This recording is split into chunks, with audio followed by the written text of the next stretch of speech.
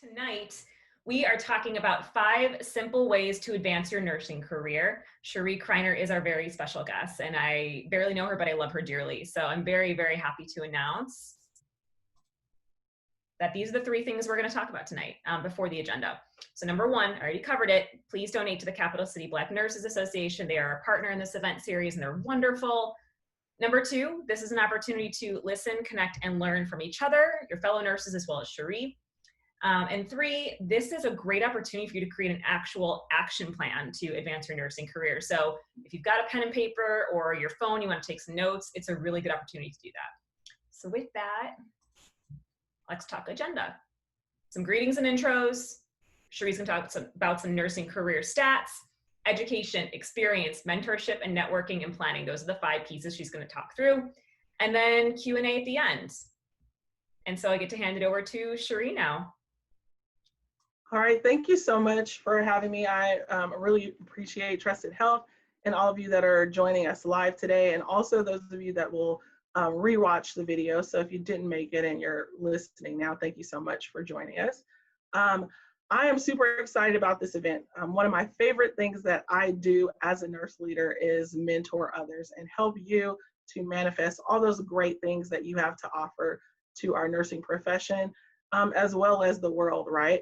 I am 37 years old. I actually started listing that in my bio because I get kind of twofold. Either people think I'm too young, or I have some really, really great peers that have accomplished a ton, and we're the same age. So I used to have like imposter syndrome around this, right? Like I should be doing more. Am I not doing enough? So I am now at 37 leaning into who I am and what I've accomplished and what's left to do. So I always include that. Definitely born and raised in Oakland, California, during an interesting time in the 80s. If you haven't heard about things that were going on there, check that out. But through it all, I've been able to be a mom and a wife and a friend and a nurse and a community activist and a change agent. So I just want to encourage you to we are all the sum of all the things that happen in our lives, so it's okay for that. I am currently a nurse manager for Kaiser Permanente. I previously worked several different positions in my career for the University of California, Davis Medical Center. And I also, of course, am vice president and founding member of the Capital City Black Nurses Association, which is the local Greater Sacramento area chapter of the National Black Nurses Association, where we have over 200,000 nurses that are a part of that organization nationwide. We collaborate globally, actually, locally and nationally, to help those that are disenfranchised, have health inequity, doing the good work for the people that need it, and those that are allies for doing great work as well for our community. Yes, fun fact, I do play the clarinet. It's been a while, and I was in a marching band and super proud of it. Band geek, as my daughter, my 16-year-old would call me, but super cool time in my life, and I wouldn't trade it for the world. All right. So here's the exciting part about being a nurse. We are the most trustworthy and ethical profession. People automatically trust you if you're a nurse. That's super cool. 18 years in a row, people say, you know what? I trust nurses no matter what. So like you already have a competitive edge there. People, just by nature of being a nurse, people automatically trust you. You walk in the door and they already feel a type of onus or believing what it is that you have to say. So we have a lot of responsibility. The other part I want us nurses to realize is we are the largest part of the health sector. There are more nurses than anything else. Like we are the large part of the nursing sector. So we actually have not only a responsibility, but we're positioned to make change because we really are from the the bedside to the boardroom, right? So we have an opportunity to influence change in healthcare. We are the largest part of healthcare. And then lastly, our profession is growing, right? So we're not only trustworthy, the largest part, we have all this responsibility, and jobs are growing like mad.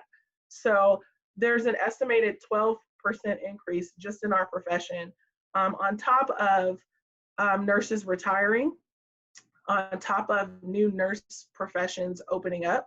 So there's just so much opportunity. So if you've never thought about advancing your career in the past, this is the time to do so, because really so much opportunity to actually get traditional nursing jobs and also pave your own way. So this is the time to actually make a plan to do so. All right, so I know I teased this talk with 5 ways to advance your nursing career. And in fact, I might even imply that they're simple. And people say, nah, education, experience, mentorship, networking, planning, that's a plate full. But I hope by the end of this talk that I will convince you that number 5 is key.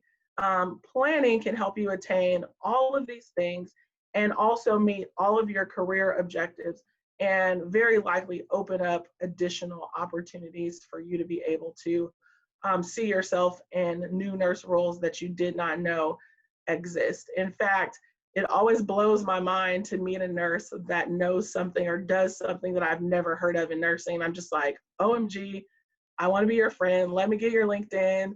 I want to know more about this. Like, I didn't even know nurses do this. And this has happened to me, especially on my networking circuits.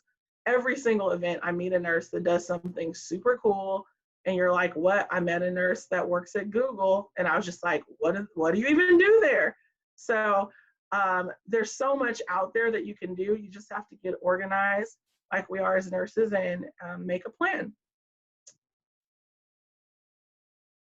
All right, so I'm going to give a little poll. So please answer. Honestly, I've been a nurse since 2004, and I have literally argued and debated this over the years. So I'd like to just know, temperature check, how do you feel about a BSN in nursing? Do you think this is important? And I know that you could be on the fence about it, but wherever you feel most strongly, then select that.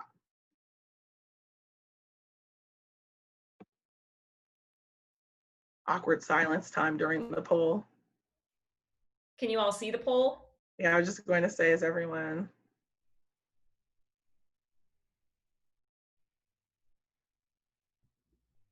Casey, can you see the poll?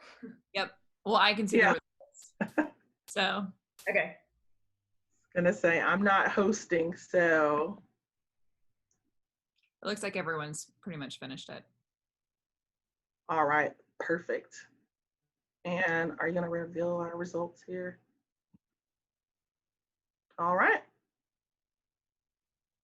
Thank you so much. So 83% of us say yes, and there's a few of us that are still on the fence about it, right? Which is pretty typical.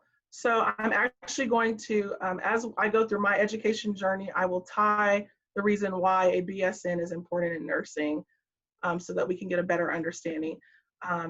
As far as the future of nursing, one of the goals from the Robert Wood Johnson Foundation is that 80% of nurses have at least a bachelor's degree. And this is based on data where patients that have nurses that have a BSN or higher have better health outcomes and have a safer and higher quality of care while they're in the hospital. So it's a metric that's based on inpatient data, but it also speaks to the ability of having a higher level of critical thinking. So that's where it actually came from. And that's why they're pushing for it, right? In a lot of institutions, it's a requirement or they prefer for you to have it. But I'd like to introduce a third reason for it, right? So we know that there's data that supports that nurses that are BSN prepared provide higher quality care that is safer and results in better outcomes for patients. But I would like to challenge you on a professional side. If something is preferred or required, would you not want to be competitive when you're applying for jobs when you know that other nurses may have that level of education? So as I go through my slide on education, I'd like you to think about that, and I'll tie it in. In fact, I will tell you why. I was a naysayer. I actually started my nursing career as a certified nurse assistant there in Oakland. I actually did not, as growing up, I didn't know one nurse that looked like me. I didn't go to actually seek healthcare for myself a lot. In fact, I had healthcare tied to traumatic events when my grandmother had a stroke, when my mom had a heart attack, when someone had a car accident, or someone was in the ICU and they died. I actually had a very negative experience with healthcare most of my growing up. And I didn't really know that I wanted to go into nursing. And then I had a friend that just so happened, she's just like, hey, I'm doing this program. You seem really nice and care about people. It's a CNA program. You know, you can have a job, because we were preparing to go for college. And she was like, you can, you know, have a skill and it's something you can do. So I get my CNA certificate, and I'm like gung-ho and excited about that. And while I was training, I actually got to meet nurses, doctors, nurse practitioners, physician assistants, restorative care therapists, and it kind of opened my eyes to healthcare as a profession. Like at that moment, that was my light bulb moment. Wow, this is something that is such a huge career, and there's so many outlets. And so I was like, you know what, it may be something I want to do. So then happenstance that I meet one of the LVNs in a nursing home that I was working with here in California. Licensed vocational nurses, of course, are the equivalent to LPNs, or licensed practical nurses elsewhere. And so by nature, who I was around, who I was influenced by, I was like, you know what, let me look for an LVN program.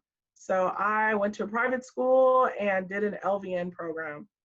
And then I complete my LVN program and I start working in the profession. And I start to enter the, whoops, someone jumping in there? Okay, sorry, I had a little sound hiccup. I start to talk to other nurses, and that's when I call it the battle of the nursing degree.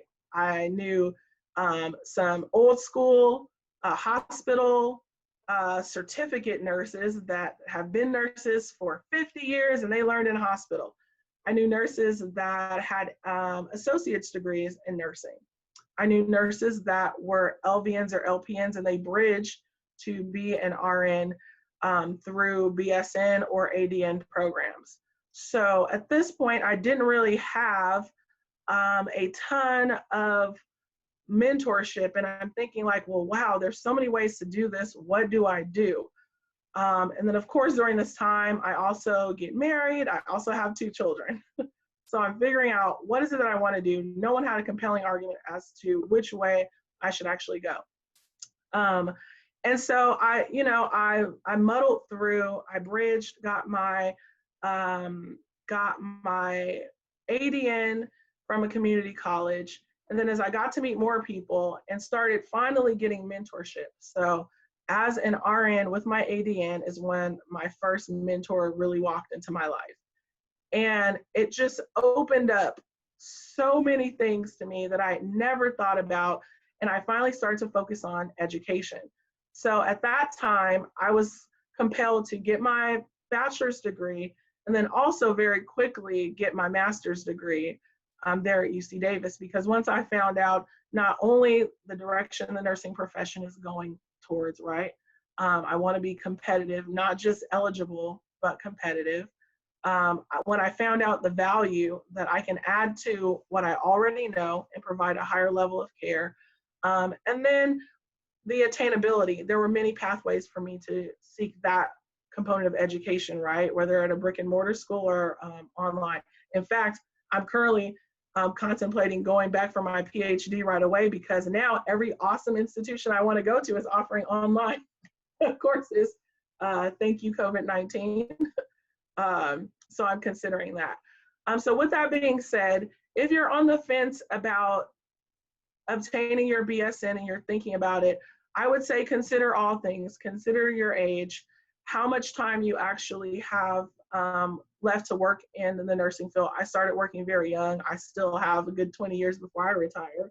How you can leverage that information, and then also the sharing of new knowledge and data, staying relevant, understanding that that's the direction the profession is going into, whether they require it or not. So being prepared and competitive so that you can have that information readily available for you and that you have a seat at the table. The other big important part of my journey was I'm certified in ambulatory care, and I highly encourage certification. I'll talk more about that in the next slide. And then also scholarships. I have my master's degree in healthcare leadership and the science of nursing from the Betty Irene Moore School of Nursing at UC Davis. Go Aggies. I actually went to that program. So this is why mentorship is very key. I actually went to that program because one of my mentors just happened to be talking to some of her colleagues that were the chief nursing officer, the dean of the nursing school, and the CEO of the hospital. And she says, Sheree, you'd be a great candidate for this master's leadership in nursing program we have. And there's still space left for this cohort. And I said, oh, when does the application close? And she says, in a week. I go to the application, literally 15 essays, literally, not figuratively. But I finished in a week what people probably worked on for weeks. And the upside to that was scholarships, right? So this school has partnerships with several philanthropists in the community and other organizations that wanted to provide nursing scholarships for nursing students, specifically going into higher education. I was able to get my master's degree from the University of California, Davis for free. I received enough scholarships for the entire tuition. And that was because of that one moment, that one mentor encouraged me in front of some other really influential people that I was too scared to say no in front of anyway. And here I am, right? Years later, I got my degree and I didn't have to pay for my master's degree. And it's really amazing. And what I hope you take away from the education piece is obtain your BSN if you don't have it. Know your profession and where it's going. That's the temperature check, right? You don't want to, the biggest thing I hear from mentees or people that ask me questions is, well, you know, I'm qualified and I never get a call back. Well, so is everyone else that's applying. We're all qualified. We meet the minimum requirements, right? So what sets you aside? Having an advanced degree is definitely a competitive edge right now in our profession. I would imagine 10 years from now, there's going to be a lot of overeducated nurses, because even at my in my master's degree program, I actually had MEPN students that are the master's level entry nursing students that are coming out of nursing school with their master's degree as new nurses. So that's also happening. So know your profession and know where it's going. And please, please, please consider graduate level education. We need you. We need nursing faculty. We need nurse researchers. We need people to continue to keep our profession going. So we definitely need you. In fact, in the pre-questions, I was excited to see that a couple of you said they want to be deans of nursing schools and go into epigenetics and research. And that's exciting for me. We need you greatly. So please consider it. If you haven't, there's money out there. People love giving money to nurses and healthcare. So don't forget about that. All right. We've got a couple questions if you're up for it on education. Absolutely. Absolutely. All right. So Sheree, what is your master's degree in? Is it healthcare management? It's healthcare leadership and nursing science. It's actually a new degree that was created at the start of our nursing school. Betty Irene Moore was a patient in a hospital that decided that she wanted to provide a outlet for nurses to go into higher education and provide support for them so that they can have more experience for leadership in the hospital and driving care. She realized that nurses ran the hospital. And so the impetus for this degree was not only to just focus on the things you do in your MSN program, but to really look at leadership. So I actually liken the experience to kind of like the show The Apprentice. We worked on real projects with real community organizations and did healthcare leadership work the entire program. So there was a lot of partnerships and projects, and it was beyond the curriculum. In addition, we did our own research. So my program required a master's thesis. So I was able to not only do my own research, but I actually was able to participate in other research programs and co-author author some things that were published. So it's a very leadership-based program that was done in a different way. That program is different from any other program in the country, and I'm very grateful for it. It taught me real life skills that I was able to come out and use. It's how CCBNA was actually started. We were able to charter our new organization locally from MBNA because of this program. We had the tools to actually charter a brand new nursing organization right here in our area. So, and then what was your other question?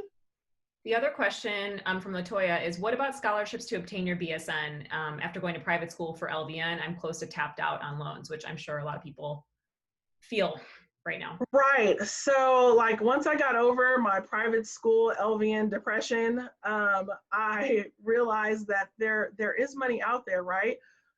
So what you have to do is go to your local nursing schools and look at what scholarships are available. They usually provide lists of scholarships also for our organization at www.ccbna.org. We are offering a scholarship right now and the applications are open. A lot of organizations, even big companies, things that you normally buy, Johnson & Johnson, Target, places that you shop, offer scholarships. So don't leave any leaf unturned. And then they do have undergrad scholarships. And then, you know, lean on your intersectionality. As an African-American woman, I had one of my scholarships was for people, for persons of color that are interested in eliminating health disparity. And that's something I'm very passionate about and did my research on. So definitely don't leave any stone unturned. Look at companies, look at your health institutions, look at all of your schools. There is money out there. In fact, there are actually companies that have their scholarship money that they don't use every year, like that they don't even make it through all of it. In fact, even my credit union right now offers a scholarship for those going into nursing. So don't leave any stone unturned. All right. We'll come back to Jessica, your question in a little bit. We want to pull through these 5 points first. So right. I was going to say, I'll keep it brief. You know, yes. I can talk forever. With that being said, I actually leverage it all, right? And I actually teed up my story under the education, but I have done every level of nursing at this point other than being a provider. I actually don't have a desire to be a nurse practitioner. I'm happy those of you that are doing so. And one thing that has stuck with me through my life's work, actually my first job was, I was a barista at Starbucks. And I realized at that point that I really like leadership. I was a shift leader. And their motto was, you know, they wanted you to develop enthusiastically satisfied customers, not just happy customers, but people that wanted to come back because you were so exceptional. And I remember just leading my team and enjoying that so much. And when that was manifested in nursing, every job I've ever had, I find myself rolling into a leadership role or leading a committee. In high school, I was class president. And I realized early on in nursing that I really like leadership. So I started to grow my leadership skills in every job that I did. And in fact, I feel I attribute my customer service to all those great things I learned as a barista. I'm actually to fold that into my nursing career because there's value in having an excellent experience every time and not just people not complaining, right? So my journey led me from being a CNA, I was an LVN, then I was an LVN supervisor, and I was a nurse coordinator, assistant manager, currently a nurse manager, currently a founding member and vice president of our nursing organization. So leverage all of your experience. Everything that you've done in your life up to this point has some value. And that's one of those competitive edges that you have. If I'm in an interview and I know that every nurse at the table has a master's degree or higher, they've worked with a major healthcare system for many years, and we have very similar attributes, then I'm very surely going to talk about all the great customer service skills I learned as a barista at Starbucks, because that company actually sells their practice model because they're so successful. Just like Disney and McDonald's, they actually sell their business model to companies to teach them how to provide customer service. So I'm going to hang my hat on that, and I'm going to leverage that leadership opportunity that I had and fold that into how I'm so effective as a nurse leader. So you are some of your life's experiences, use it. Like if you're looking for that special thing, look at everything you've done. What is it that you're really, really good at? And why does that employer need to have that skill set from you? Because nursing's pretty prescribed. We're a professional profession. We know exactly what we have to have, the education we have to have, the years of training in some situations, the competency, but what sets you aside? So you are everything that has happened in your life and learn how to leverage that. All right, quick poll, mentorship. How many of you have a mentor? I don't know if it's worded that way, but that's the gist of it. In case you were wondering, I'm not hosting, so I have no idea. Here we go. Here we go. Now it's launched. There we go. There we go.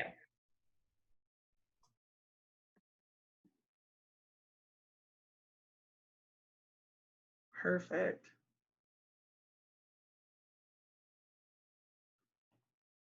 And I'm zipping through a little bit, but please ask your questions. That's my favorite part about this. Are you guys able to see the survey? Is it popping up for everyone now? Yeah, it looks like almost everyone's voted. I think we can probably close it out. Latoya, Okay. sorry, I don't think we can relaunch it once we've launched it. All right, so 79% of you don't have a mentor. That was me. I am going to strongly encourage you to consider getting a mentor, or I may open your eyes to a mentor that's currently in your life that you don't realize is serving that purpose. The important part about mentorship is that guidance. It's the don't go to the left, there's a rock, 2 feet ahead when you're rafting, right? It's that guide, that person that says, I've been down this road, and if you do this, this will happen. If you don't do this, that'll happen. Or they can give you those little pearls of wisdom along the way, or they oftentimes know things that you don't know at all, right? There are people that have done the job that you currently want to do. Like if I want to be a flight nurse, then I'm going to seek out a mentor that is a flight nurse. What was her journey? How did she find out about the job? What are the good things about the job? What are the bad things about the job? Do I really want to do it after I find out what they do? For instance, I really wanted to be an L&D nurse. Like I knew that's what I wanted to do. I did my preceptorship in L&D. I was like, this is what I want to do. And then like the first day that we lost one of babies and we had to deal with the mom and everything, it was so emotionally heavy on me. I was just like, I didn't think about this part. I was only thinking about the good parts. And it really warmed me. It changed my mind about what I wanted to do. And it made me realize I needed to know all the ins and outs of things that I wanted to pursue. So having a mentor helps you to temperature check what you're doing, bounce ideas off of this person, and also gain their knowledge and wisdom because they've been there and done that. And then it doesn't have to always be formal. So there's formal mentorships, like a lot of organizations and institutions or where you may work will have formal mentorship programs. For instance, one of my colleagues entered a 1-day mentorship with, like, you can pick whichever important person of the School of Medicine or School of Nursing that you want to shadow for the day and ask them whatever you want, see what they do for the day. That was a formal mentorship that you had to apply for. There's also mentorships that if I'm running for an office as a nurse and I want a formal mentorship with an elected official, and from that mentorship, I'd like to understand the process for applying to be an elected official, what types of things I have to consider, how much it's going to cost. So there's formal mentorships where I need something, you have the information, it's, quid pro quo, this for that. I need to spend time with you to get this, and I'll volunteer my time. Then there's informal mentorships.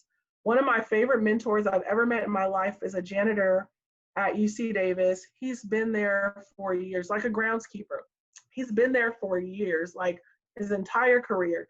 And I've had, like, on my saddest day or my toughest day, he's given me the best insight on how to deal with how I was feeling, and how to reframe and recharge and refocus for the day to go back out there and continue to work to provide care for patients. And this is a person that's not in my field, that does not have the same educational attainment, that I value highly, and definitely got me through some of those rough days when I was running into one of those eat your young nurses. And he got me through. And I look to him as a mentor in my life. Like, I've talked to him about everything. And so it's not just about being in your profession. So variety is key. You can have mentors at varying levels.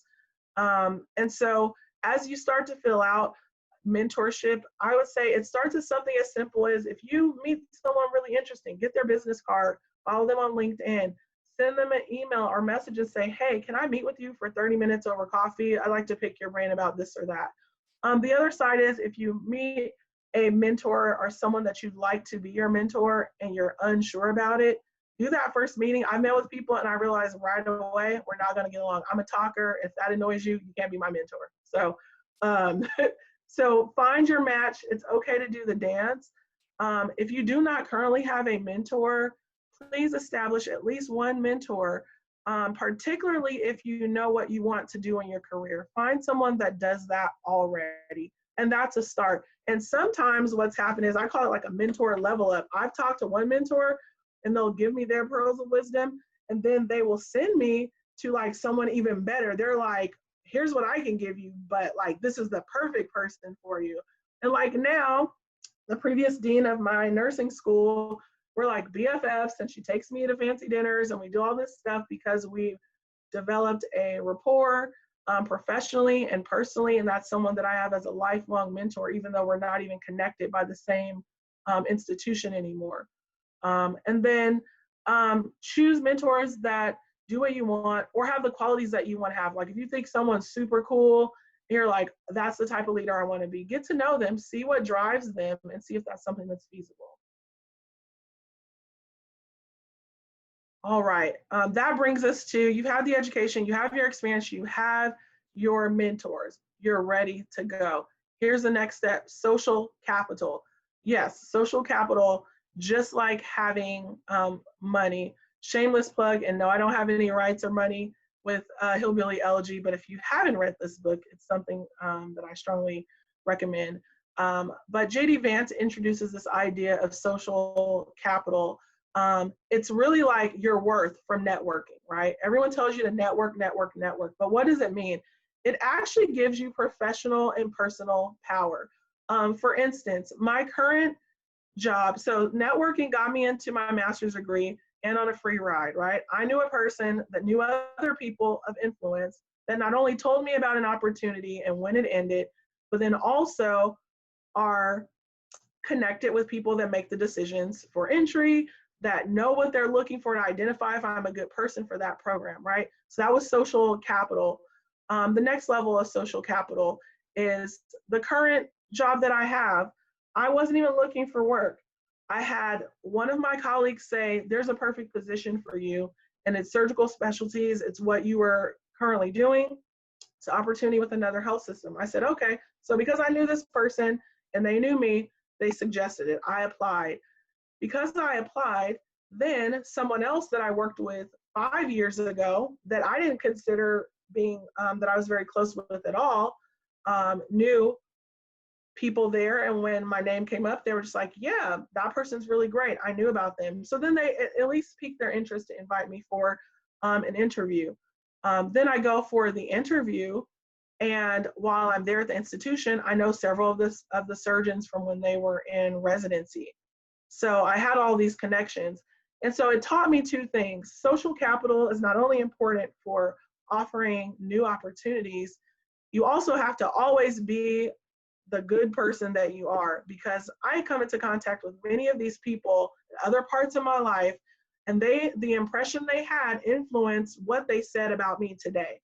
So social capital in networking, as well as how you perform on a day-to-day basis, how you problem solve, how you deal with conflict, how you show your leadership skills and your ability to work well with others, that all comes together in ways that you don't even anticipate. So because of my social capital, it afforded me a new opportunity that wasn't even on my radar.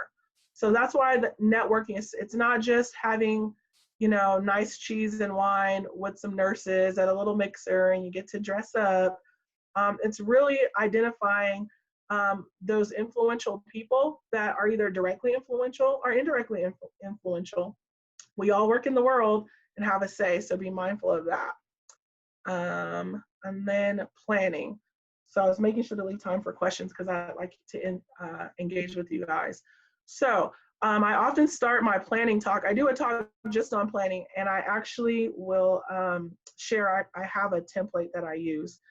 But I ask people, where do you see yourself in the next 5 years? If you don't know, you're already there, right? If you're not thinking about it, I was an LVN for a long time because I did not think about anything else that I wanted to do. So it was easy to get up every day. It was easy to go to work. Once I became a supervisor, that was a new element. It was easy to do that. And I just became complacent, and it was easy to do, and I could provide for my family, and I was fulfilled. I was helping people. Because I had no plan, if you fail to plan to fail, right? I wasn't thinking about doing anything else. I didn't have my eye on anything. So I status quo. When I was introduced to mentorship, it opened up my eyes, and boy, did I have plans. In a very short time, I bridged over, got my bachelor's degree, got my master's degree, increased in positions, like promotion after promotion. It opened up this whole new world for me the moment I decided to look up and actually see my future on the horizon and what I wanted to do. The other thing is understand your natural talents. Like, what are you good at? Like, everyone has a thing that they're good at. Like, my best friend and I worked together on the same unit forever. And we used to drive each other crazy because she is like one of the best nurses I know, all over the place. And it would drive me nuts. I'm like, you have to get organized. You have to do this. And we realized our strengths. So like, I would never, when I became a supervisor in that same unit, I would not assign her to precept, right? Or to teach another nurse. Now, I'd already told you she's the best nurse we have. Very skilled, can do everything, knows everything, knowledgeable. But I knew that that wasn't her strong suit, is being able to organize and provide that information for another nurse. Probably a lot of you have had an interesting preceptor. We're going to leave it at interesting. So I had to realize that that wasn't her strong suit. And so I did the same for myself. Take an internal inventory. What are you good at? What do you like to do? The common denominator my entire life has been leadership since I was 5 years old. I feel that not only do I enjoy helping inspire others to be their very best, I take an onus on making sure that I'm steering the ship and that things are going well. Even when I've been in non-leadership roles, I'm always the unofficial leader. People come to me, I'm the problem solver, I'm the doer. In fact, one of my mentors is my preceptor when I bridged from LVN to RN, because by the end of my preceptorship, I had fixed so many things on their unit, like that wasn't working. I had done, like, helped with the project they were working on, because that's my pocket. That's what I like to do.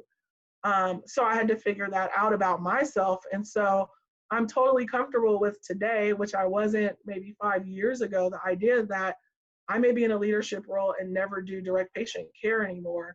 And I was really uncomfortable with that for a long time. But today I am accepting of it because I know that my skills are better suited in helping provide all of the tools and opportunities that nurses that are providing direct patient care can do. I'm not that far removed. I do some other stuff on the side now, but I'm okay with it and knowing that that's the way my career is going. Then lastly, measure twice and cut once.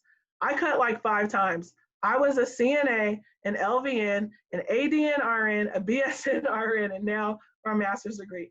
I've done enough school to be a physician. I have student loan debt for my LVN private school that I'm still paying today when I paid nothing for my master's degree from Davis.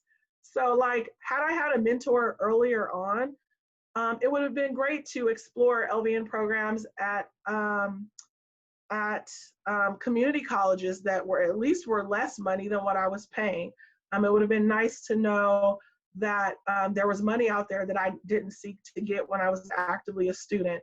All those things that it would have been nice to know could have been solved by having some guidance for someone that is a content expert in what I wanted to do, which is why I do what I do now. It's why I provide mentorship, because it's so valuable to have someone, even when someone comes to me and they say, oh, I want to go into nursing, where do I start? I have them to look at prerequisites in nursing schools, understand what's expected of you, how much time it's going to take, how much money it's going to cost, where you are, and what makes sense for you. There's no right way, but we should make an informed decision, right? As nurses, we have our patients they give informed consent before we do an IV, before we do a procedure. We say, hey, this is what we're going to do. We're going to ask you your allergies, this or that, your health history. We take all this information to make a decision about what we're going to do. But then in our career, we just keep going because we want to hurry up and get it done. I like us to apply the nursing process you actually can apply the nursing process to anything and solve an issue. We've done this exercise often in some of the classes that I facilitate. But measure twice and cut once. Know what it is that you want to do. How often do you get in the car to drive and have you don't know where you're going, you don't know if you have enough gas, you don't have GPS signal or a map, you just go. That is a recipe for disaster, right? So we don't want to treat our life that way. We want to make sure that we've got enough fuel in the tank, we have enough money, enough drive, enough resources, we know where we're going and how we're going to get there. And your mentor is like having a Waze app. It's going to tell you like, oh, there's an accident, but if you go this road, you can shave off 15 minutes and still get to the same destination. So that's another way of looking at it from that perspective, that you want to make sure that you don't miss out on that information. So when you're sitting down to have your plan, you want to think about that. And then also don't forget your life. I know as a woman in leadership that I got married, I had kids. Those are life-changing decisions. And that also happened to me by surprise. And, those are the types of things that you can actually consider thinking about. Where do those important life milestones come into my life, and what's more important to me? One of my favorite mentors, Dr. Kapiri Ackerman Barger, said to me that in life, when you're juggling everything, there's some glass balls and there's rubber balls. Your glass balls are like your health, your family, your relationships. The rubber balls are like your job, your school, things that if you drop them, you can bounce back. You can stop school for a semester because you broke your leg. I actually broke my leg in my master's program and had one of those little scoots. You can repair some things, but some things you cannot repair, right? So really understanding everything. And I will end before opening up for questions with a Kobe Bryant quote. And he said, I want to learn how to become the best basketball player in the world. And if I'm going to learn that, I gotta learn from the best. And that's exactly it. Kobe Bryant joined the league coming right out of high school and was fantastic. But even as a young man, he knew, like, if I want to be the best, I'm skipping over everything, going right in, then I need to learn from the best. So what I hope you take from today is it's okay to learn from the best. It's okay to get mentorship and leverage all of your experiences and your education and formulate a plan that works for you. There's no one way or right way to do it. There's only your way. I will end with that and open up for questions, I believe. I'm in the right sequence. You are. Go ahead, Casey. Yeah, we can go back to Jessica's question. Sheree, did you ever feel like you were not good enough? Being a minority in the system gets to me sometimes. How did you stay motivated? Also, I've done research in my undergrad, and I've heard they like that more for master's degrees. Is this true? Yes. So as an African-American woman, I have to check myself every day. I have like I said, I have my vision board up on the wall. I do my daily affirmations. Imposter syndrome is real. In many situations, I will have to talk myself out of negative self-talk to realize that I am good enough, I am qualified, I can do a great job, I am in this position for the right reasons.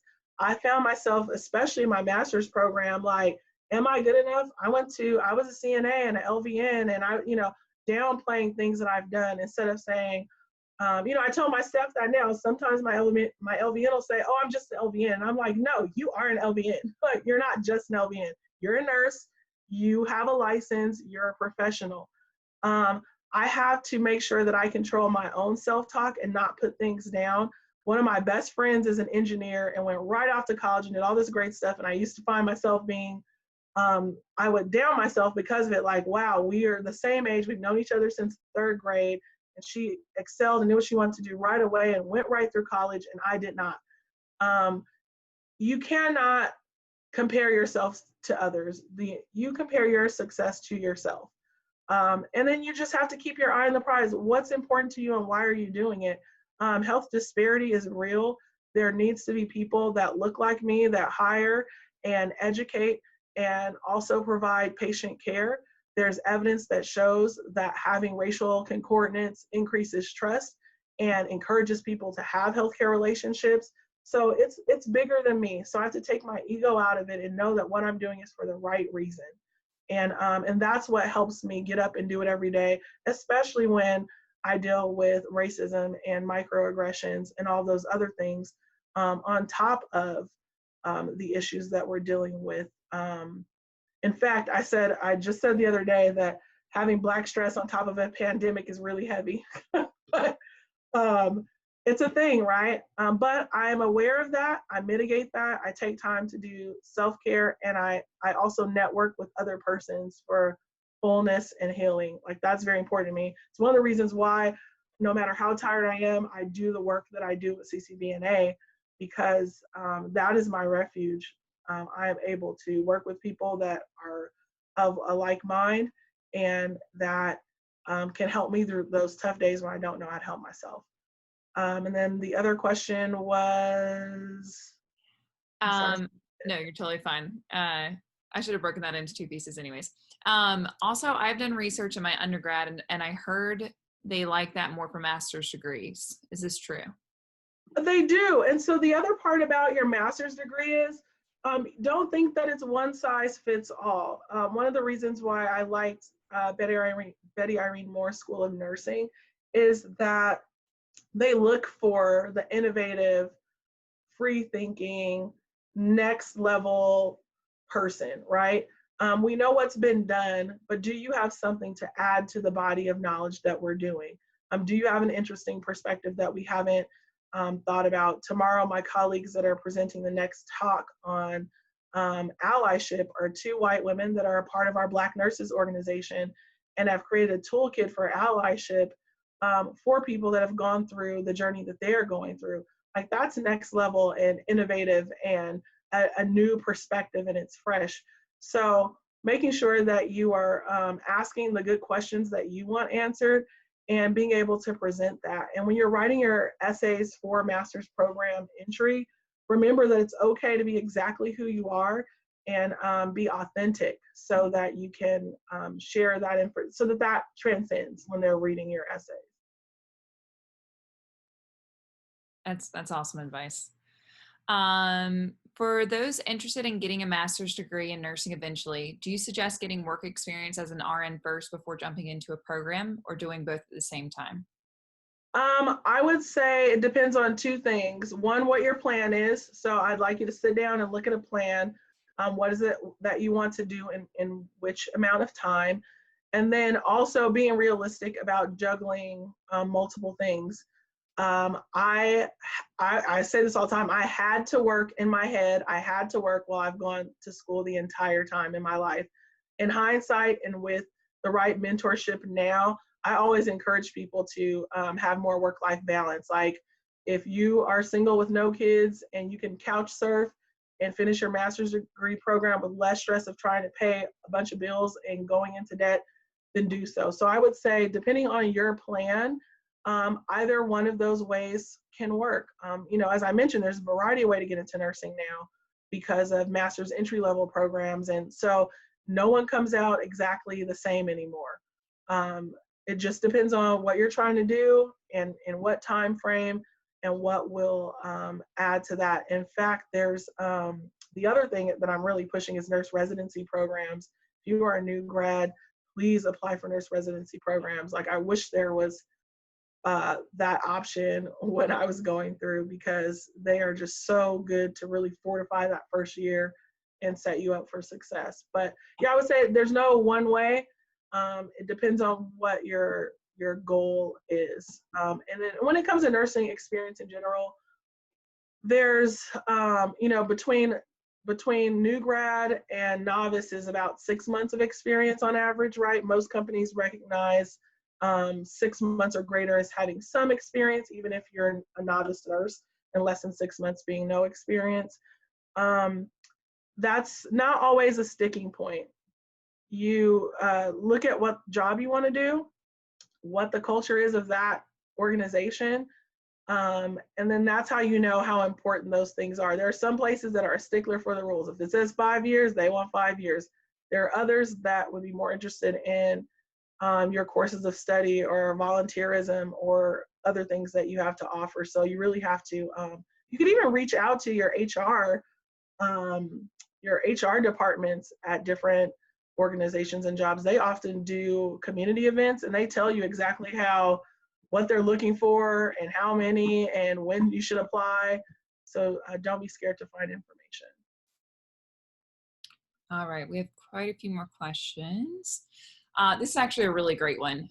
Thanks, Daniel, for this one. Besides LinkedIn, especially in time of quarantine, what are some recommendations in finding, obtaining, and maintaining a mentor in the path you want to take? Right. So I'm super biased because I'm the president of a nursing organization, but vice president of a nursing organization. But that professional organizations are an excellent way to have a network of your people, right? Like, I'm a part of leadership nursing organizations. I'm a part of ambulatory care nursing organizations. I'm a part of Black nursing organizations. And you basically have access to a pool of people in varying levels of your profession that you can reach out to, and there's offerings. In fact, last year at our national conference for MBNA, the president of the American Nurses Association is a member, and he was like at our table talking about how good the dinner was. And I'm like, what? Like, mind blown. Why would I ever be talking to him? And here he is, like, sharing dinner with me. So that's a good way to have access to people all year long, and you never know who's a part of an organization. And then you have a one-up. You can send someone an email that's the CEO somewhere and say, hey, we're both in this organization and I needed this. And they'll automatically talk to you because you have something in common, right? So that's what I would suggest during quarantine times, or varying levels of outside being closed. And just speaking from my own personal experience, like working with the CCBNA, I've already come into contact with so many absolutely incredible people in such a short period of time. Like, I highly recommend you reaching out to these organizations. That's really, really great advice. Next question is, Sheree, what is your opinion on having multiple mentors? I work in a very small cath lab of only 5 nurses, including myself and 2 radiology techs. I see great information in each of my coworkers. One is an excellent scrub at poor at communicating with patients. One is good at communication, but bad at follow through. Is it okay to cherry pick the best qualities in each to incorporate it in my practice? Absolutely. And that's in general. Like, you will sometimes talk to your mentor and they may have something that just doesn't sit right in your spirit, and you're like, I don't know if I want to take all this information.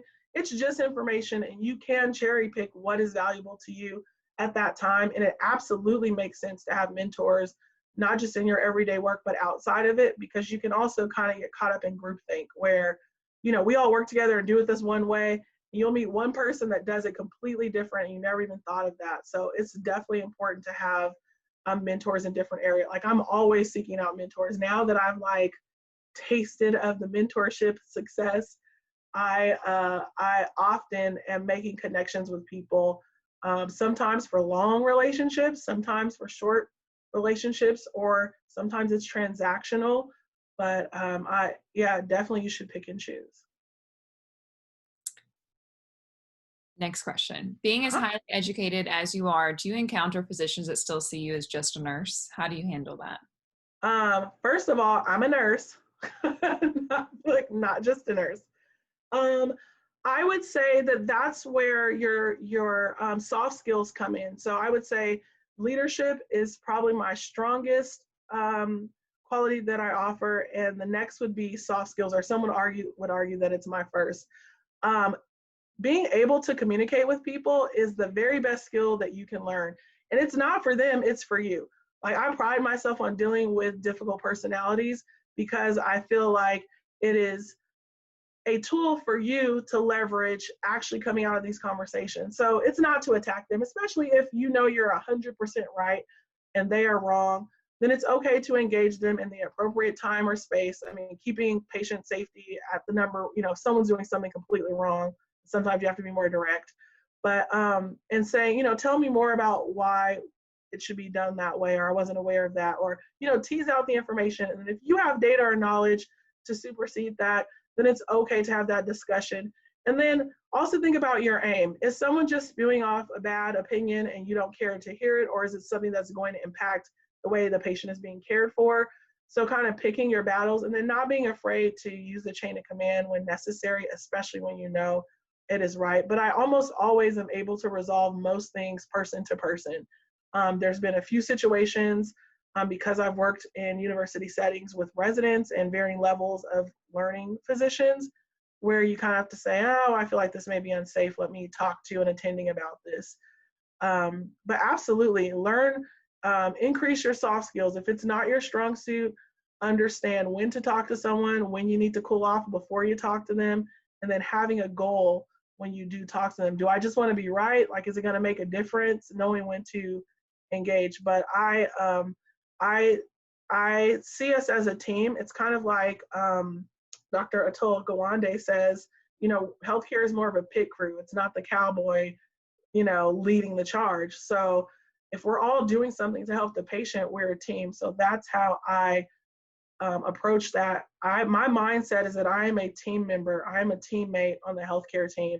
It's not just the doctor and the nurse or the techs. We are a team caring for this patient. So I approach physicians the same way I would anyone, with respect and dignity, with facts, and we have a discussion about what we're doing.